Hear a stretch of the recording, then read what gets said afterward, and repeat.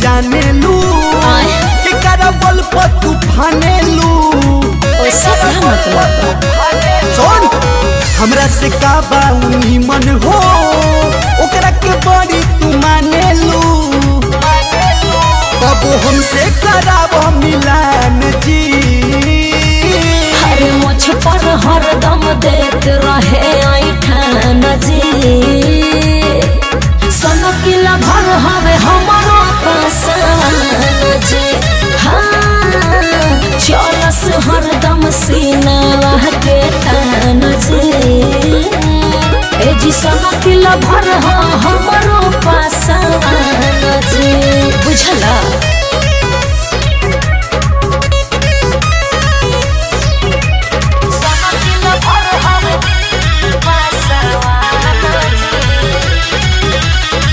Dance studio Arrah. कहवा के होटे तोहरा पे सोटे सही बताव होया जे। बांधी पगड़िया चले डगरिया लागेला उ रंग बाजे। का बुझला?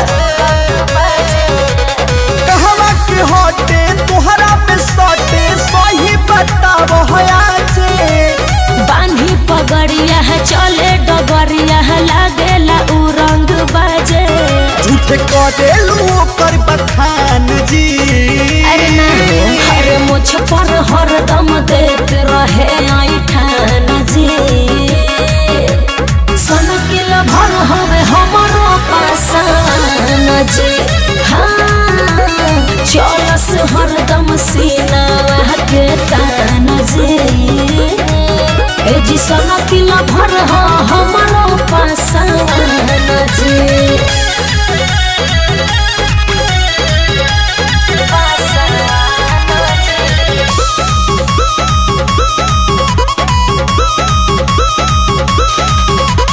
जालू अकेला ये हो झरेला घूमत करू सरिया में। रमेश रेशमिया ललन भोजपुरी के चढ़ल जवानी बना में। दिमाग में रखला। जालू अकेला ये हो झरेला घूमत करू सरिया में। रमेश रेशमिया ललन भोजपुरी के चढ़ल जवानी बना में। बात बुझे उपेंद्र नादान जी। एहो मुझ पर हरदम देख रहे ऐठान जी। सनकिला भर